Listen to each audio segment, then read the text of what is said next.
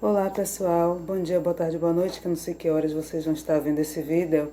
Vamos falar agora a respeito do período do Segundo Reinado. Como a gente viu no capítulo falando sobre o período regencial, no período de regência aconteceram várias revoltas nas províncias brasileiras e por conta disso os senhores de terra e de escravos ficaram apreensivos porque isso os prejudicava. Então eles começaram a pressionar os deputados e senadores para que tomassem medidas para que ocorresse uma maior unidade territorial, certo? E aí vários políticos influentes do período regencial defendiam que, para fortalecer o governo central, a solução seria encerrar os governos regenciais e transferir o poder para o príncipe Pedro de Alcântara. Porém, em 1840, o príncipe, que tinha só 14 anos e a maioridade só ocorreria com 18, era um pouco complicada a situação. O poder legislativo tinha poder para antecipar a maioridade do herdeiro do trono. Assim, em 18 de julho de 1841, Pedro de Alcântara foi coroado imperador com o título de Dom Pedro II, dando início ao segundo reinado, o Segundo Império. Dois partidos políticos se fortaleceram ao longo do Segundo Reinado e se tornaram os concorrentes dominantes desse período. São eles o Partido Conservador e o Partido Liberal. O Partido Conservador surgiu da aliança entre os antigos restauradores e os liberais moderados. Os restauradores defendiam o regresso de Dom Pedro I, enquanto os liberais moderados combatiam os liberais exaltados, os responsabilizando pelas revoltas nas províncias. No Segundo Império, os conservadores eram considerados defensores dos interesses dos senhores de terra. Em relação ao Partido Liberal, esse partido manteve a ação política dos grupos que queriam a abdicação de Dom Pedro I. Alguns liberais estiveram envolvidos em revoltas do período regencial. Ao assumir o trono, Pedro II escolheu políticos ligados ao Partido Liberal para compor o primeiro ministério do reinado. Era uma forma de reconhecimento aos políticos desse partido que tinham sido favoráveis à antecipação de sua maioridade. Em seguida, foram marcadas eleições para escolher os novos deputados. A disputa entre liberais e conservadores ficou acirrada nesse momento. Pessoas contratadas pelos liberais invadiram os locais de votação, distribuindo cacetadas nos eleitores e ameaçando de morte os adversários políticos. Os liberais foram acusados pelos adversários de vencer por meio de fraude e espancamentos. Não por acaso, essas eleições ficaram conhecidas como eleições do cacete. Os políticos do Partido Conservador reagiram exigindo que o imperador anulasse as eleições. Já os liberais queriam manter o resultado que lhes era favorável. Diante desse conflito, o imperador resolveu dissolver a Câmara e convocar novas eleições. Porém, essa decisão de Dom Pedro não agradou os liberais de São Paulo e Minas. Liderados por Diogo Antônio Feijó, em São Paulo, e Teófilo Otoni, em Minas, os liberais promoveram a Revolta Liberal de 1842. Para conter esse levante, o governo imperial mandou tropas comandadas novamente por Luiz Alves de Lima e Silva, militar que já havia combatido no período regencial. As tropas dominaram a revolta e prenderam seus líderes, que foram anistiados 2 anos depois. Em 1847, numa tentativa de pôr fim às constantes crises políticas, foi criado o cargo de presidente do Conselho de Ministros. Esse momento é considerado por alguns historiadores como o início do parlamentarismo no Segundo Reinado. Depois de cada eleição, o imperador nomeava um líder político do partido vencedor para presidente do Conselho de Ministros. Esse líder formava o gabinete ministerial, que era apresentado à Câmara dos Deputados. Ali, o ministério tinha de conseguir um voto de confiança, ou seja, tinha de ser aprovado pela maioria dos parlamentares. Se conseguisse o gabinete, começava a governar. Caso contrário, o imperador demitia o gabinete ou dissolvia a Câmara e convocava novas eleições. Dessa forma, Dom Pedro II exercia seu poder moderador e podia impor o gabinete que mais lhe agradasse. Esse poder de decisão do imperador na escolha dos ministros não estava totalmente de acordo com o parlamentarismo. Em outros países que adotavam esse sistema, quem definia a formação dos governos eram os membros do poder legislativo. Por isso, alguns historiadores chamam o parlamentarismo imperial de parlamentarismo às avessas, ou parlamentarismo dirigido. Ao longo do Segundo Reinado, houve 36 gabinetes ministeriais. Seus mandatos não tinham tempo definido, podiam durar anos ou apenas alguns meses. 21 ministérios foram formados por liberais e 15 por conservadores. Se somarmos o tempo de governo, veremos que os conservadores ficaram 10 anos a mais no poder que os liberais, apesar de terem composto menos ministérios. Uma das razões é que os conservadores faziam uma política mais de acordo com as intenções centralizadoras do imperador. Mas houve um período em que liberais e conservadores governaram juntos. Foi o chamado Gabinete da Conciliação, de 1853 a 1861, instalado após a revolta conhecida como Revolução Praieira. E agora vamos falar dela. Em meados do século XIX, a produção de açúcar continuava entre as principais atividades econômicas de Pernambuco. A maioria dos engenhos de açúcar da província pertencia a poucas famílias, como os Cavalcante. O comércio, outra grande fonte de riqueza em Pernambuco, era dominado principalmente por portugueses. A maioria dos profissionais liberais, que eram pequenos mercadores, artesãos, padres e militares, entre outros moradores da cidade, vivia em dificuldades. De modo geral, quase todos estavam afastados do poder. Grupos de liberais reunidos no Partido da Praia tentavam diminuir as desigualdades sociais existentes em Pernambuco. Expressavam suas ideias no jornal Diário Novo, com sede na Rua da Praia, no Recife. Por isso também eram chamados de praieiros. Os praieiros chegaram ao poder dando apoio a Antônio Pinto Chichorro, ou seja, para o cargo de presidente da província. Gama, que era Chichorro da Gama, né, ocupou o cargo entre 1845 a 1848. Porém, esse presidente não se mostrou comprometido com os senhores de engenho nem com os comerciantes portugueses. Assim, em 1848, Chichorro da Gama foi demitido do cargo de presidente da província de Pernambuco e por um novo gabinete conservador, que assumiu o governo no Império. A revolta começou quando os liberais pernambucanos se recusaram a aceitar o novo presidente da província, que foi indicado pelos membros do Partido Conservador. Também participaram da Revolução Praieira grupos minoritários. Para alguns estudiosos, esses grupos agiam inspirados em ideais socialistas. Era o caso daqueles que apoiavam as ideias do engenheiro francês Louis Vatier e do jornalista mestiço brasileiro Antônio Pedro de Figueiredo, que contestava as injustiças sociais na página de revista O Progresso. Os praieiros tinham dois líderes principais, o comandante militar Pedro Ivo e o jornalista republicano Borges da Fonseca, além de outros como Jerônimo Vilela e José Inácio Abreu e Lima. Os planos dos revoltosos foram divulgados em um documento chamado Manifesto do Mundo, o Manifesto ao Mundo. Entre as propostas contidas nesse manifesto constavam o fim do voto censitário, que exige determinada renda do eleitor, e a instituição do voto livre e universal, a plena liberdade de imprensa, a garantia de trabalho para os cidadãos brasileiros, a extinção do poder moderador, o comércio varejista feito só por brasileiros, porque os portugueses seriam proibidos de exercer essa atividade, a garantia dos direitos individuais dos cidadãos, a criação de uma federação para que as províncias tivessem mais autonomia em relação ao poder central, apesar das reivindicações seriam consideradas avançadas e o Manifesto dos Praieiros não dizia uma palavra sobre escravidão. Os praieiros não resistiram à repressão imperial. Seus principais líderes foram condenados à prisão perpétua. Porém, foram anistiados em novembro de 1851.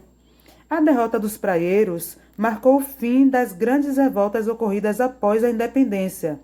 Outros movimentos e revoltas locais envolvendo o menor número de participantes aconteceram ao longo do Império, mas não chegaram a pôr em xeque o poder central. A partir de meados do século XIX, as elites imperiais consolidaram seu domínio e a construção de um Estado centralizado. A unidade territorial foi mantida e a maioria da população continuou afastada da vida política do país. O Brasil, na segunda metade do século XIX, passou por intensas transformações no mundo do trabalho. Essas mudanças estavam ligadas ao aumento da exportação do café, ao fim do contrabando de escravos e ao início da industrialização do país. O café, conhecido como ouro verde, foi introduzido no Brasil por volta de 1727. Naquela época, a bebida era um produto sem grande valor comercial. Entretanto, a partir do século XIX, beber café tornou-se um hábito muito popular na Europa e nos Estados Unidos. O clima e o solo de muitas áreas do Centro-Sul favoreciam a lavoura cafeeira. A princípio, a cafeicultura apresentava as mesmas características das lavouras tradicionais: grande propriedade, monocultura para exportação e mão de obra escrava negra. Como as condições internas estavam favoráveis e a demanda dos mercados europeus e estadunidense crescia, o Brasil tornou-se um grande produtor mundial de café, a partir da década de 1830. O café passou a ser o principal produto exportado pelo país. A renda com a exportação do café ajudou a recuperar a economia do país abalada desde a independência por causa da queda das exportações agrícolas. Com isso, os cafeicultores tornaram-se influentes na sociedade brasileira e o centro do poder político e econômico acabou sendo transferido do Nordeste para as províncias do Centro-Sul. Inicialmente, o café foi cultivado na Baixada Fluminense e no Vale do Paraíba. As províncias do Rio de Janeiro e São Paulo concentravam as maiores cafezais. A partir de 1870, as fazendas de café expandiram-se para as novas áreas localizadas no Oeste Paulista e na zona da Mata Mineira. Nessas fazendas, o trabalho dos escravos começou a ser substituído pelo trabalho de homens e mulheres livres, que eram ex-escravos e imigrantes europeus. O fim do tráfico de escravo negreiro acontece nesse momento, porque o comércio de escravos para o Brasil foi proibido pela primeira vez em 1831. Porém, apesar da proibição, o tráfico continuou de forma ilegal durante quase 20 anos. Em 1850, foi assinada a Lei Eusébio de Queiroz, que extinguiu definitivamente o contrabando de escravos africanos para o Brasil. Desde a independência, o governo britânico pressionava o Brasil para acabar com esse tráfico, inclusive com ameaças militares. Mas o governo brasileiro alegava não ter condições de cumprir os acordos que havia assinado. O tráfico internacional continuou de modo clandestino e após alguns anos, depois da década de 50, o número de escravos trazidos foi diminuindo. Com o fim do tráfico, através do Atlântico, o dinheiro que até então era usado na compra de escravos passou a ser aplicado em outros setores da economia. Esse dinheiro ajudou a financiar, por exemplo, a vinda de imigrantes e a instalação de indústrias no Brasil. Outra consequência da Lei Eusébio de Queiroz foi o crescimento do tráfico interno de escravos.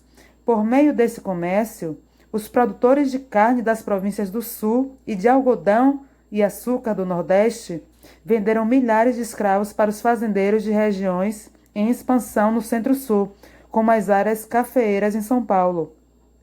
Com a proibição do tráfico de escravos internacional e a necessidade de conseguir mão de obra para a lavoura, os cafeicultores se viram obrigados a contratar o trabalho assalariado de imigrantes europeus. O primeiro fazendeiro a trazer imigrantes para trabalhar na cafeicultura foi o senador paulista Nicolau de Campos Vergueiro. Em 1840, chegaram ao Brasil algumas famílias portuguesas que não ficaram muito tempo no trabalho. Em seguida, entre os anos de 1847 e 1857, foi a vez de alemães, suíços e belgas serem levados para a fazenda Ibicaba, no interior de São Paulo, que pertencia a Vergueiro. Apesar da concentração de imigrantes, a fazenda ainda contava com trabalho de escravos africanos. Os imigrantes eram contratados pelo sistema de parceria. Entregavam ao proprietário de terra parte da colheita e ficavam com a outra parte, que era vendida geralmente para o próprio fazendeiro. Porém, esses trabalhadores já chegavam às fazendas com dívidas. Primeiro, deviam sua passagem de navio da Europa para o Brasil e a passagem de trem que os transportava do porto até a fazenda. Depois, eram cobradas despesas com alimentação e ferramentas de trabalho. Além disso, os imigrantes moravam em casas pertencentes aos fazendeiros e tinham de pagar aluguel. Os fazendeiros também cobravam por outros serviços, como assistência médica, escola, construção de igrejas, uso do pasto e pelos animais dos colonos. O valor que os imigrantes obtinham com a venda do café não era suficiente para cobrir suas dívidas. Para agravar a situação, muitos fazendeiros cobravam juros altos sobre os valores devidos. Com tudo isso, os parceiros tinham dificuldade para quitar as dívidas e adquirir seu próprio lote de terra. De modo geral, os primeiros imigrantes foram bastante explorados pelos fazendeiros. Por isso, as revoltas eram constantes. As consequências dessas condições de trabalho foram o fracasso do sistema de parceria e o desestímulo à vinda de novos imigrantes. Foi preciso, então, encontrar outra forma de trazer trabalhadores para atender às necessidades da mão de obra.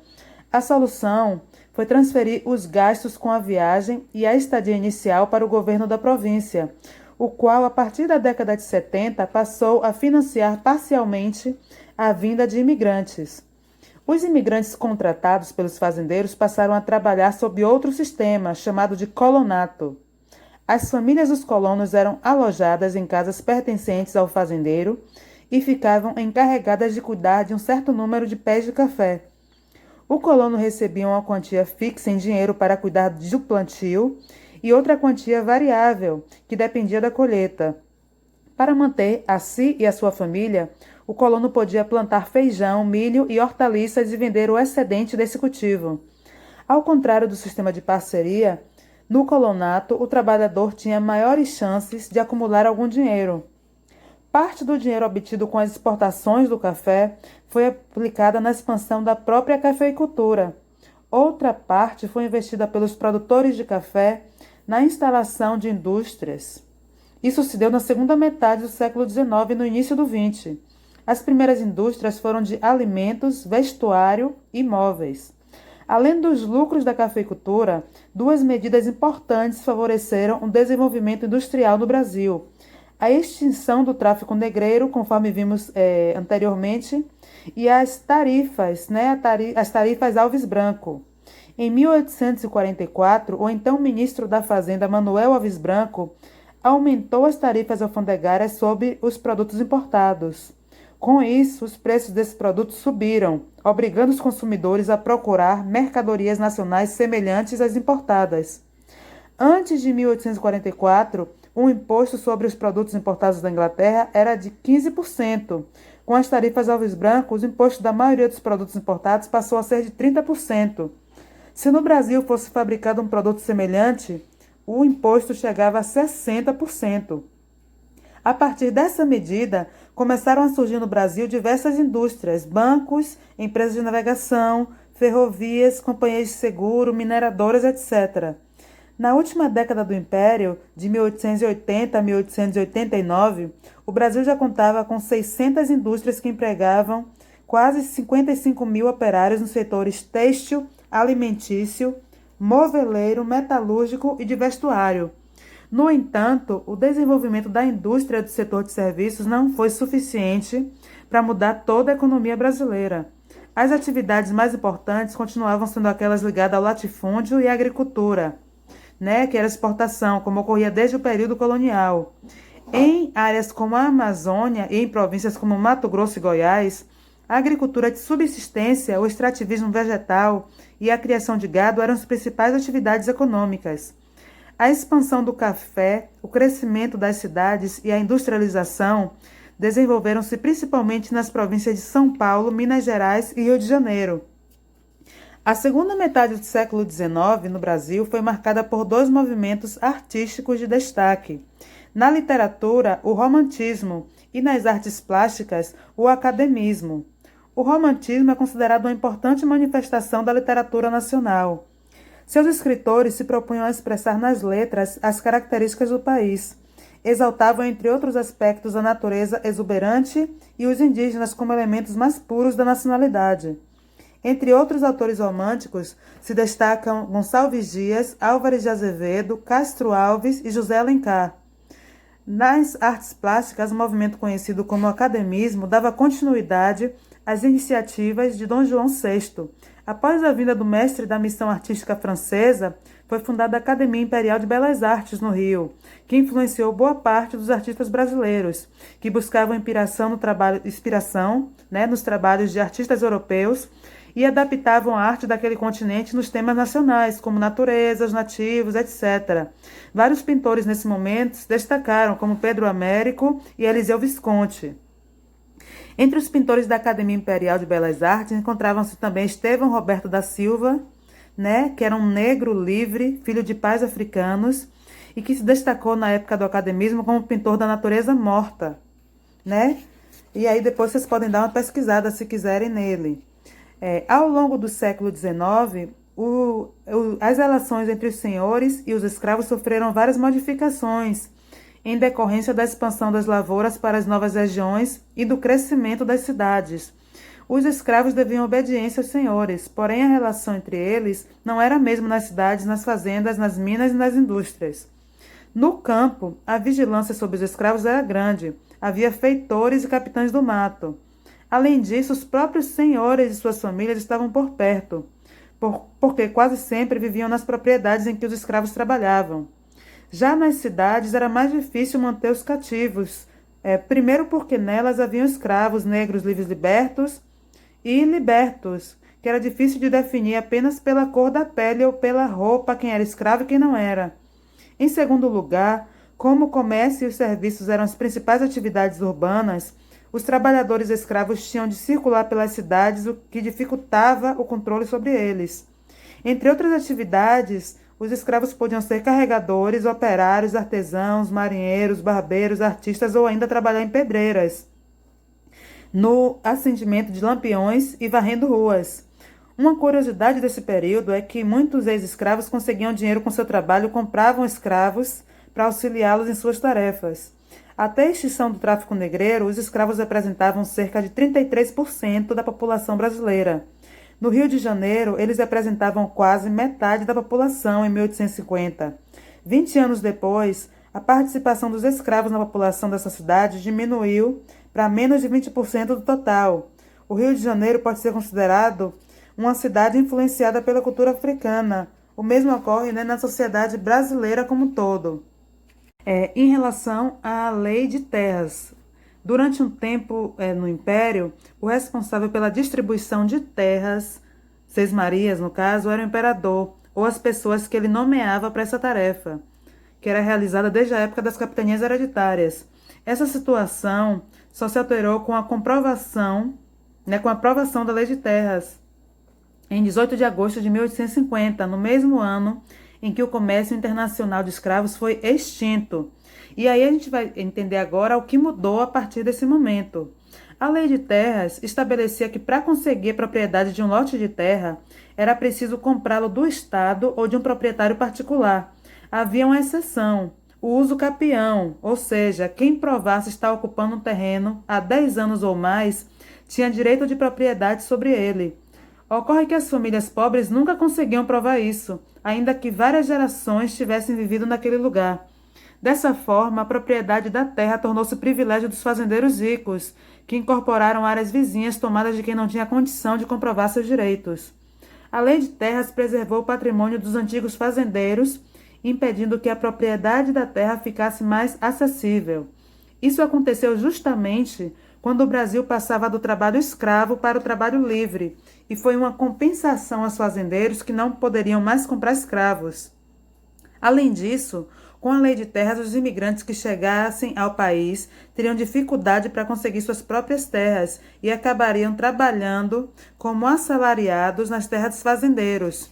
A terra, que valia pouco antes de 1850, passou a ser comprada e vendida pelo melhor preço.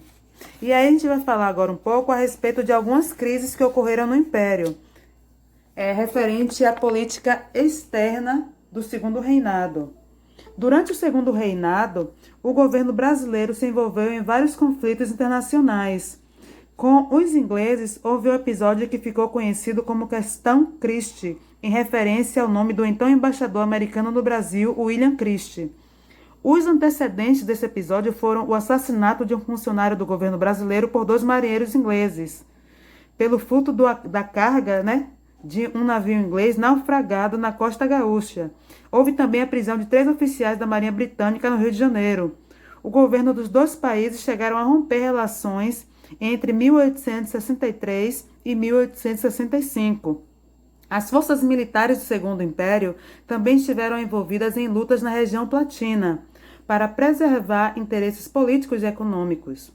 Primeiro, as tropas brasileiras intervieram, contra os presidentes Oribe do Uruguai e Rosas da Argentina, entre 1851 e 1852. Alguns anos mais tarde, o governo imperial novamente interveio contra um presidente uruguaio, Aguirre. Mas o conflito mais grave do período foi a Guerra do Paraguai, que foi de 1865 a 1870, que é o que vamos abordar aqui agora. Disputas políticas, econômicas e territoriais dificultavam as relações entre os governos do Paraguai, Argentina, Brasil e Uruguai, que lutavam pelo controle da região do Rio da Prata. Nesse contexto, teve origem a Guerra do Paraguai, o mais longo conflito armado da América do Sul. Nessa guerra, lutaram de um lado os paraguaios e do outro soldados brasileiros, argentinos e uruguaios unidos na chamada Tríplice Aliança. Por essa razão, o conflito também é chamado de Guerra da Tríplice Aliança. De acordo com os militares do Brasil, o motivo que desencadeou a guerra foi o aprisionamento do navio Marquês de Olinda, que seguia pelo rio Paraguai, próximo a Assunção, com destino à província do Mato Grosso. O navio foi aprisionado pelo governo paraguaio em novembro de 1864, como reação à invasão do Uruguai pelas forças brasileiras e à derrota do presidente Aguirre do Uruguai. Aguirre era aliado do então presidente paraguaio Francisco Solano Lopes. Iniciada em 1865, a guerra prosseguiu até 1870. O Paraguai ficou ocupado por tropas brasileiras até 1876. Ninguém sabe ao certo quantas pessoas morreram no conflito. Se calcula que o Paraguai tenha perdido cerca de metade de sua população durante a guerra. Seus 406 mil habitantes em 1864 teriam sido reduzidos a 231 mil em 1872. Alguns estudiosos consideram que esses números são exagerados e estimam que as mortes paraguaias tenham sido de 50 a 80 mil pessoas. De todo modo, os efeitos da guerra sobre a população daquele país foram devastadores. Do lado brasileiro, as estimativas variam de 25 a 100 mil combatentes mortos.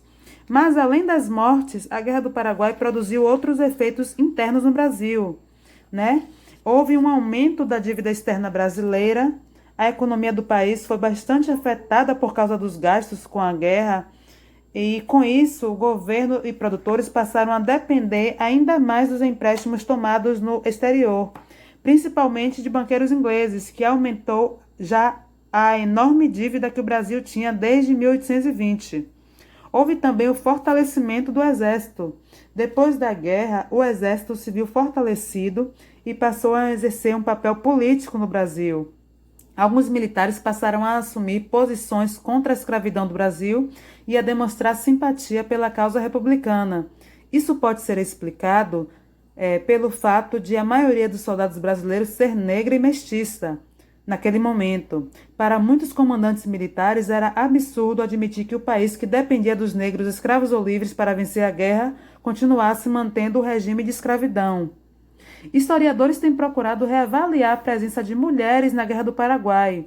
Pesquisas recentes mostram que, tanto pelo lado do Paraguai como do lado do Brasil, haviam mulheres que conseguiam seguir as tropas, cuidando dos doentes, cozinhando e ajudando a preparar artilharia. Algumas chegam a participar de batalhas, como as brasileiras Floresbella, Maria e Jovita Alves Feitosa. Jovita fez parte do alistamento dos voluntários da pátria. As outras serviram na função de enfermeiras, como a enfermeira Ana Nery. Na primeira metade do século XIX, a escravidão africana no Brasil atingiu seu auge. De 1801 até 1850, estima-se que cerca de 1.700.000 escravos tenham chegado aos portos brasileiros nos navios negreiros. Isso corresponde a quase metade de todos os africanos trazidos ao Brasil desde o início do tráfico, no século XVI. Ter escravos não era privilégio dos senhores de engenho nem dos donos de fazenda e de minas. Havia também pequenos proprietários que tinham escravos trabalhando nas ruas, nos serviços domésticos e em lavouras de subsistência. Presentes em toda parte e em todas as atividades, os escravos africanos e seus descendentes deixaram suas marcas no mundo do trabalho, nas técnicas, nos conhecimentos, nos hábitos e na cultura brasileira. A miscigenação foi outra consequência da presença dos escravos africanos no Brasil. Afinal, ela marcou profundamente a formação da população brasileira.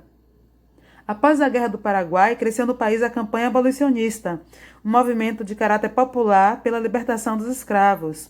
A luta pela abolição conquistou o apoio de vários setores da sociedade brasileira.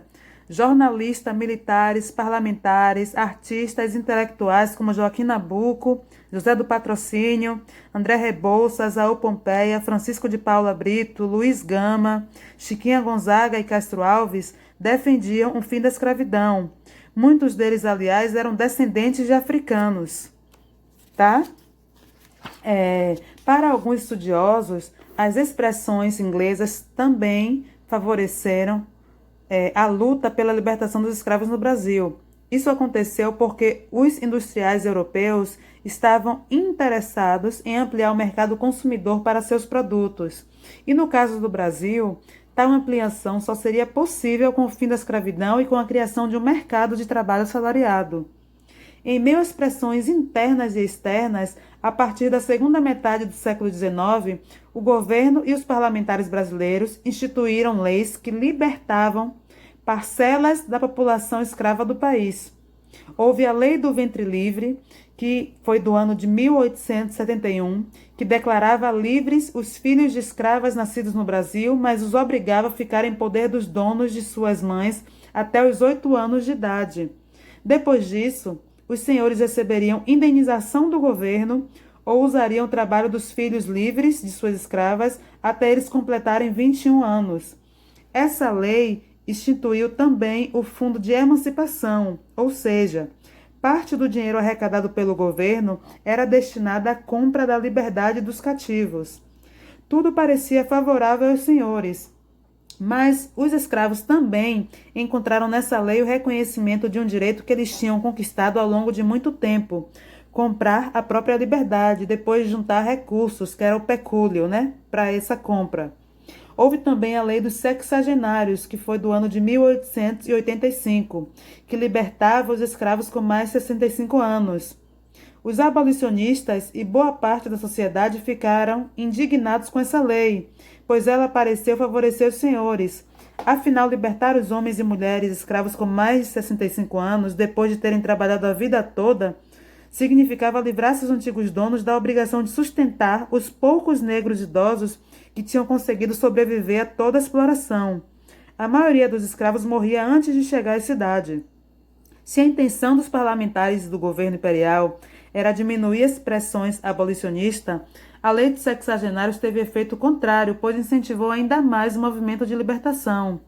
Essas leis permitiam aos senhores ganhar tempo e adiar ao máximo a abolição definitiva.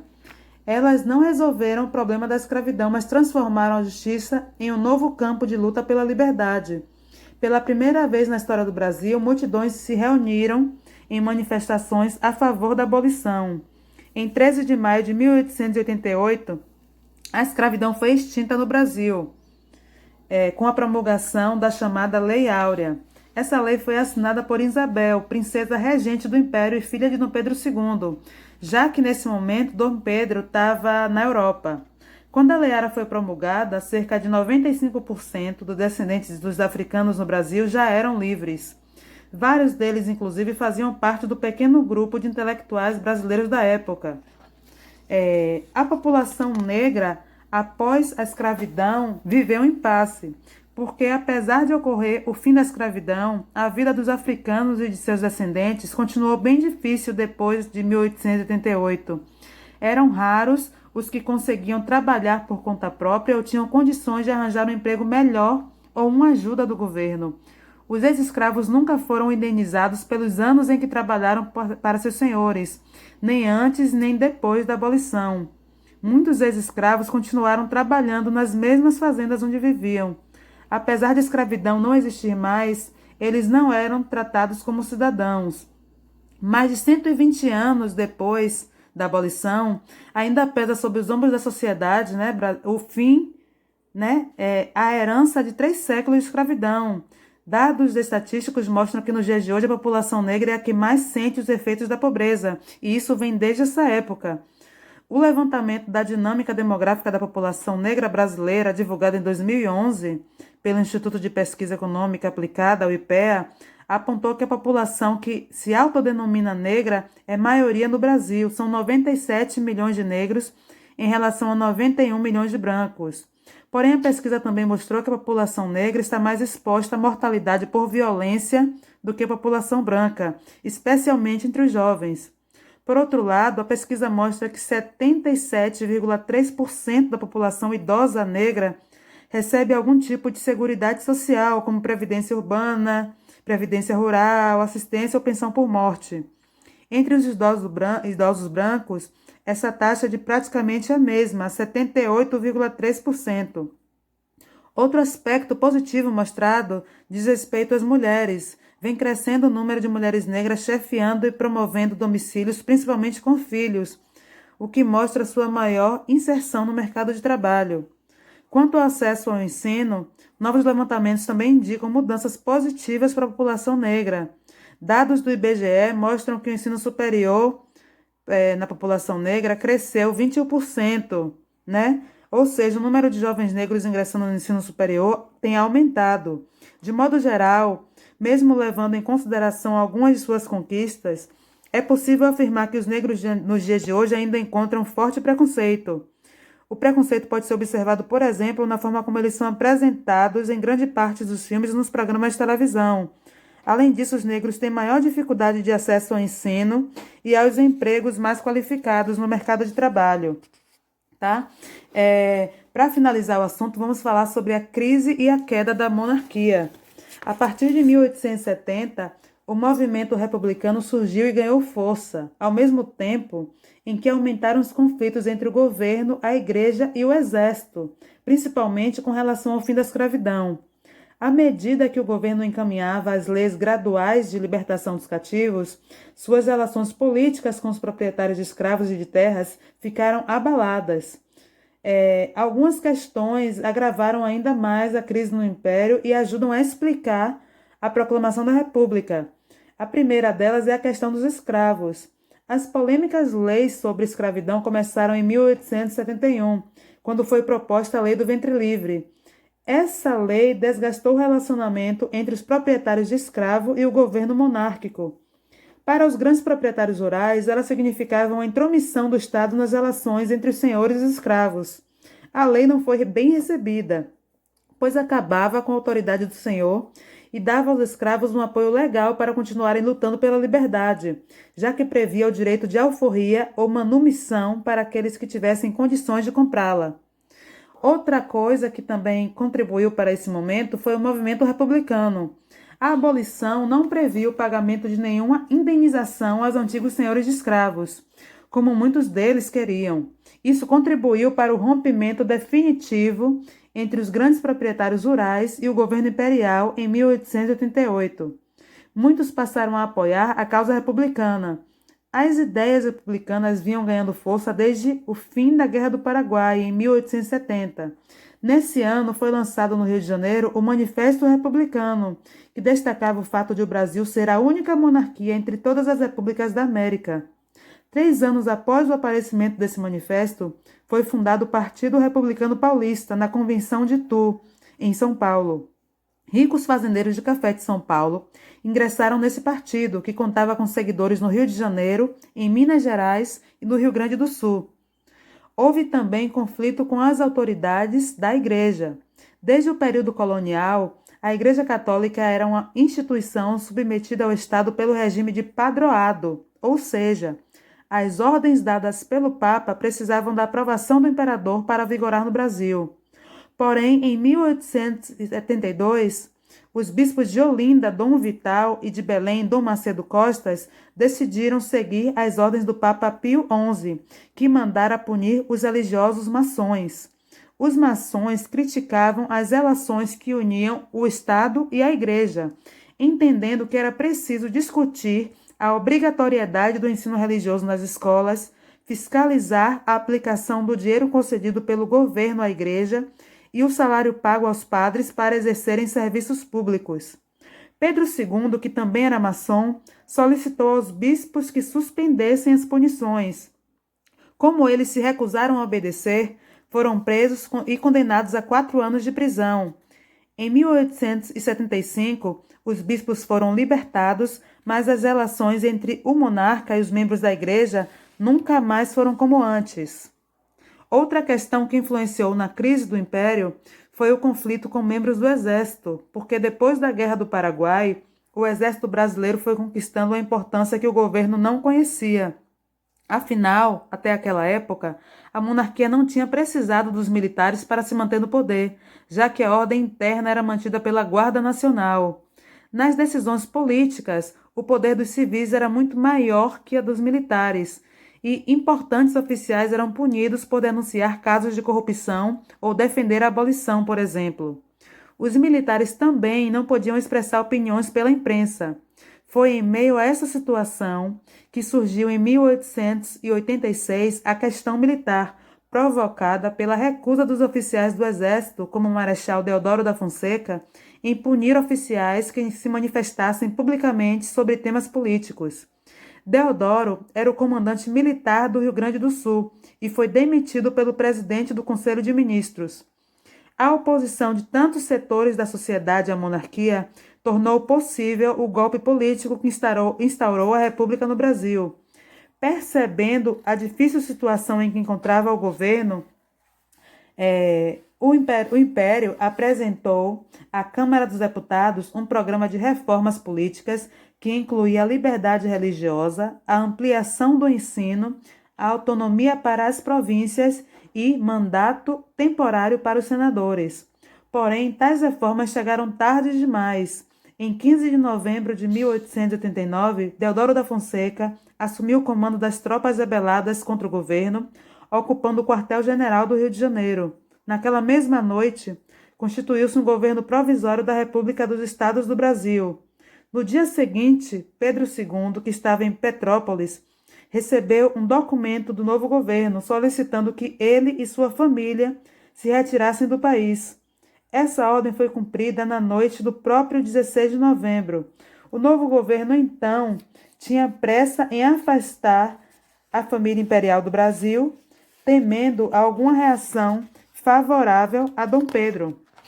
E assim terminamos o segundo reinado e termina-se o período imperial no Brasil.